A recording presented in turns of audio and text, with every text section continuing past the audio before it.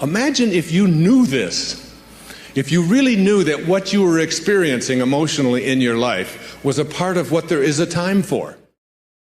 Hello everyone, and welcome to Program Your Life.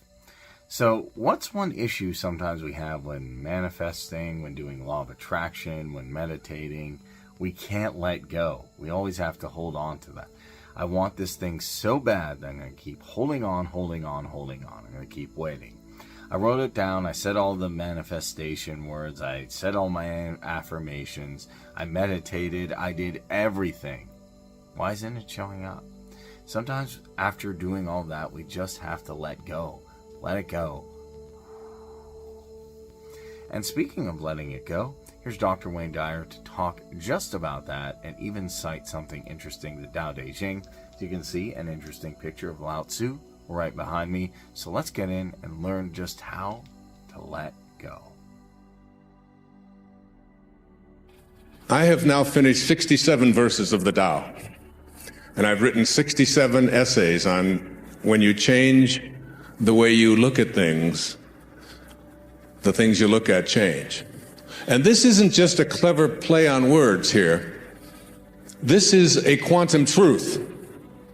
As my friend Deepak Chopra has often said to me, quantum physics is not only stranger than you think it is, it's stranger than you can think.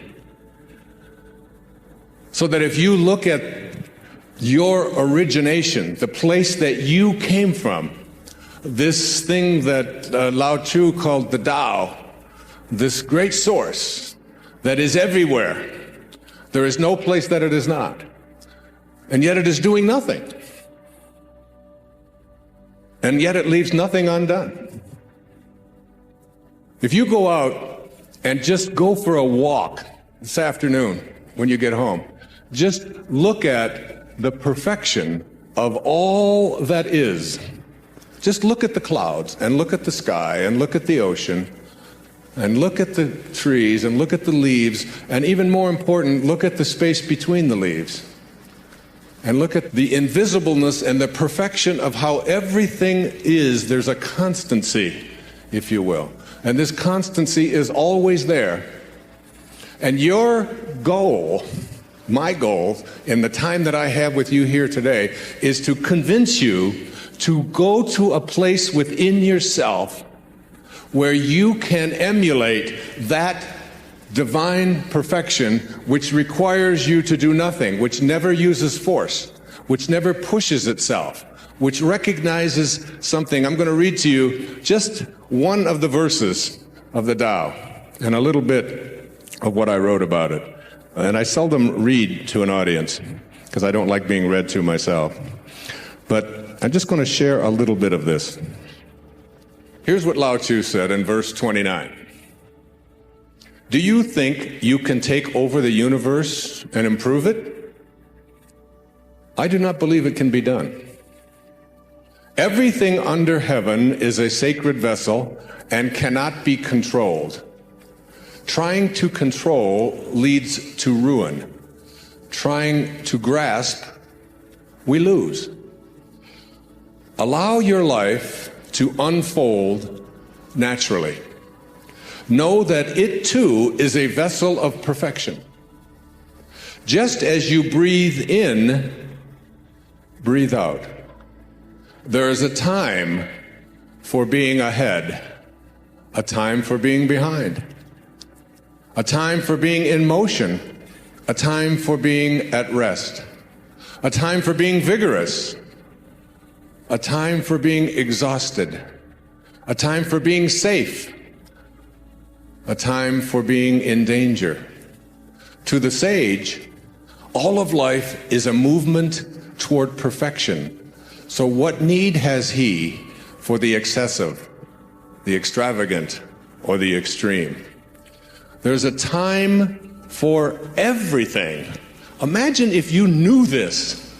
If you really knew that what you were experiencing emotionally in your life was a part of what there is a time for, and that you're not really doing anything. Lao Tzu says it over and over again. You're not doing anything. You're being done.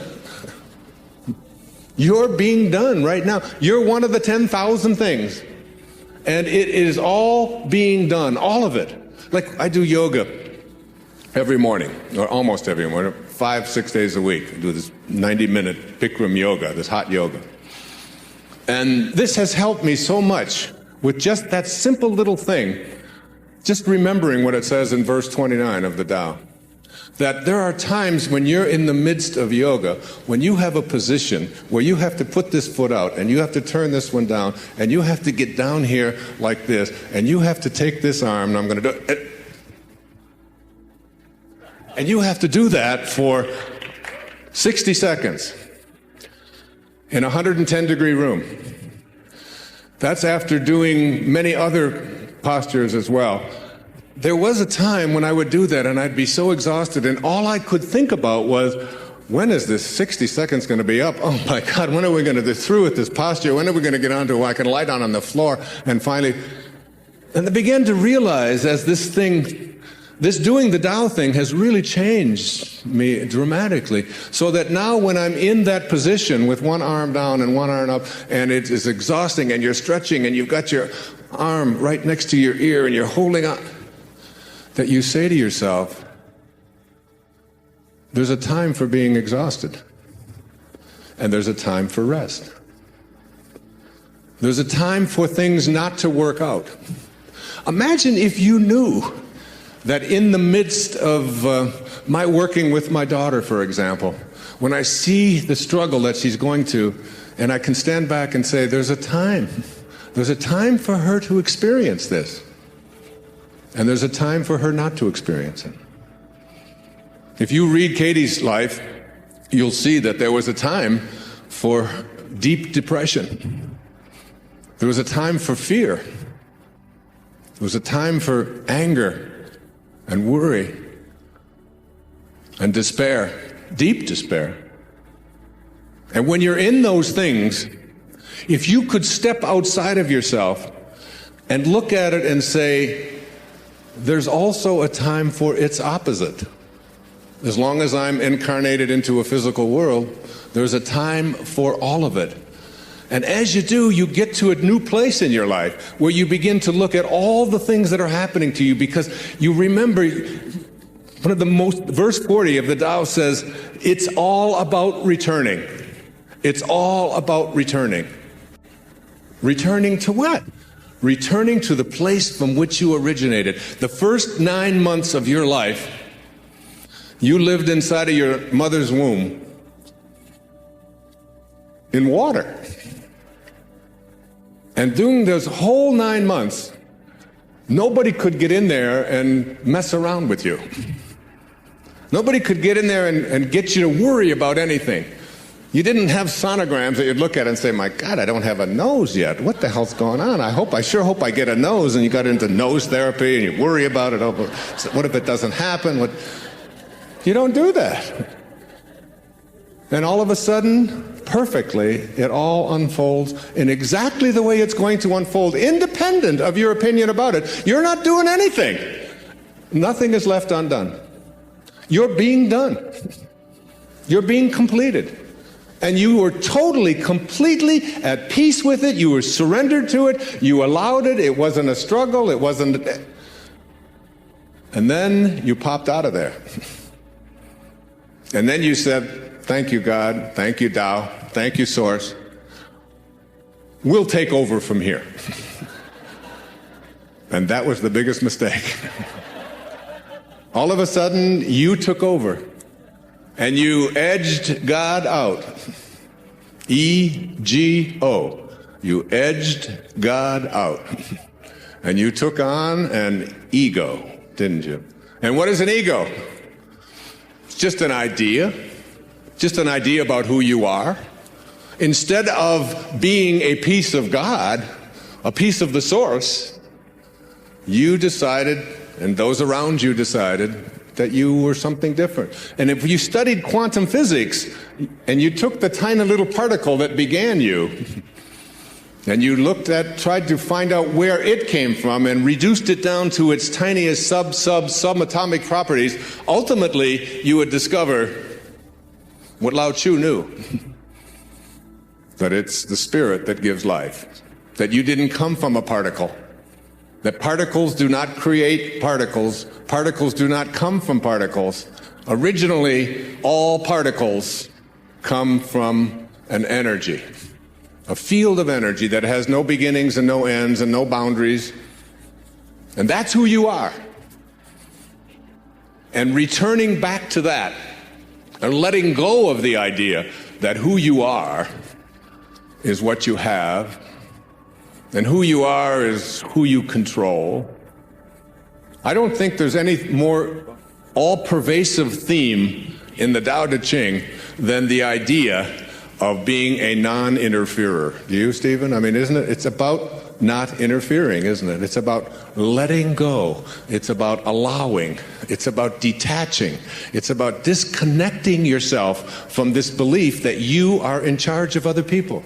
I'm the father of 8 children and the father of motivation. That's what they tell me, so I've got...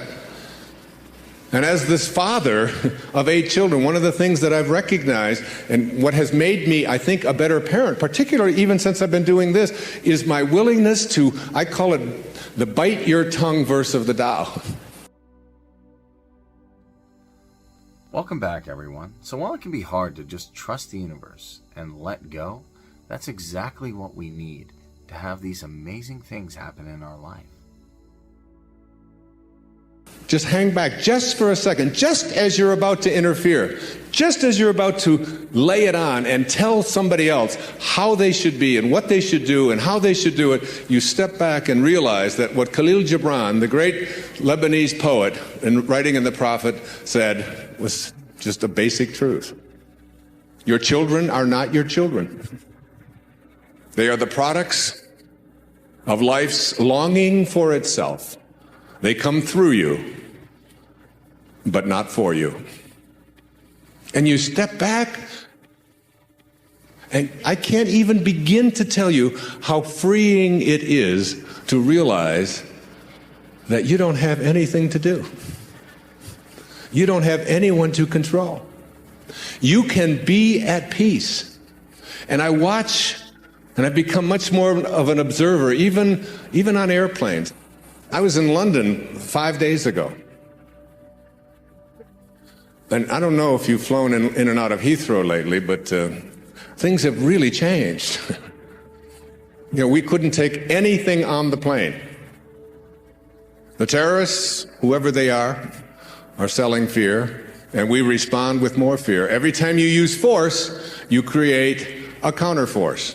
And then another counterforce, and before you know, and the Tao teaches us all. I mean, one of the great lessons in the Tao is that any country that has its primary resources and its energy placed on building weapons is not of the Tao.